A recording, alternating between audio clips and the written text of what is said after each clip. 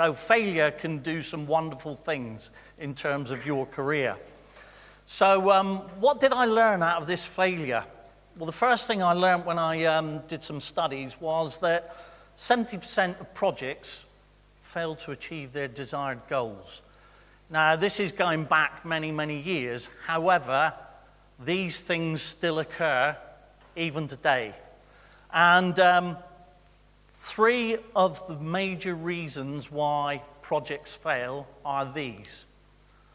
Poor understanding of the skills of the team.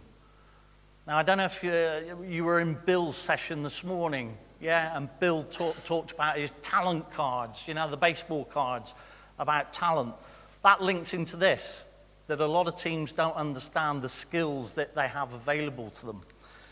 The second thing, lack of common understanding of team purpose, what your team exists to do. And thirdly, little or no understanding of how effective and efficient your teamwork is. And you'll notice I've used 2 words, effective and efficient, and I'll explain why in a little bit. So my studies, I suddenly realized that in terms of these failures, if you want to achieve high performance teamwork, there's 2 foundations for that.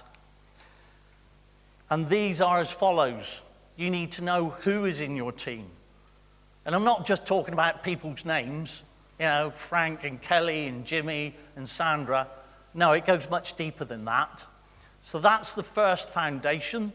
The second foundation is knowing how effective and efficient your teamwork is. And who's going to be the right spark that plays Scrabble that can say what's wrong with that image of the Scrabble pieces? Who said that? 7 pieces, that's right. There's 8 on that board, and you can only have 7 in Scrabble. Well done, you can leave now. Yeah. So first of all, I became inquisitive about people. People around me, people in my team. And I think that there's a group that actually sums up about the benefits of being inquisitive in terms of people in your team. And that is ABBA. And if we take one of ABBA's songs, knowing me, knowing you, it's the best I can do. And that is really important. Knowing me, knowing you is the best I can do. We are all unique individuals. We all have different behavioral characteristics. So if we are to build high-performing teams, we need to understand other people and they need to understand us. So, in terms of you working with your teams, what are the 2 high-level generic skills that you bring to a team? So anything that springs to mind, just shout out. Strategic overview. Okay, strategic overview. Very good. Commitment. Okay, so those 2 fall into a subset of those 2 high-level generic skills. Sorry? Influencing. Yeah, that falls into one of the subsets. Listening. Yeah, that falls into the same subset. Something different. Drive. That falls into the same category.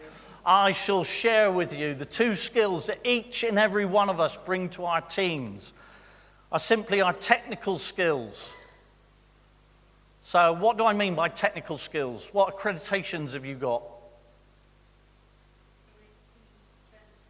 Yeah, Prince, yeah. Any accreditations to do with project management? You know, you might have a degree in law. You know, that's a technical skill. So it's anything that we've studied, that we've learnt. So we've got technical skills, and then the things that you mentioned just now, what skills would they form part of? Soft skills. Oh God, I hate that word. I hate soft skills. And it's down to our American friends, Bill. Because Bill actually talked about hard and soft skills this morning. It comes from studies done by the US Army. And they studied guns and tanks and anything with metal. And they called them hard skills. And then they realized that their success on the battlefield was actually also to do with teamwork and leadership. So they said, well, if the tanks and all that are called hard skills, we'll call the other stuff soft skills. So I like to call them people skills. So where can we find technical skills of our colleagues? CV, yeah. We might have to check it out because some people embellish the truth, don't they? Yeah, it's a bit like LinkedIn as well. LinkedIn, you see some of the stuff on there, you think you're joking.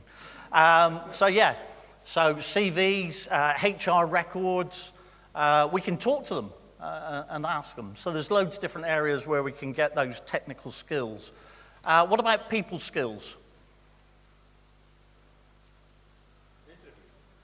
Interviews, yeah, and quite often interviews we can find out about people's the people skills. Also behavioural profiling, that tends to be the place where we can get lots of information. Out of 100%, which one do you think is the most important? Put your hands up if you think it's technical skills. People skills? Fantastic, great. Yeah, there's been some studies done, and in terms of success, the split is 15%, 85%. And if you think about your day, yes, you use your technical skills, but if you chunked up your day into 30-minute bits, most of it would be to do with interactions with people. So people skills really, really important.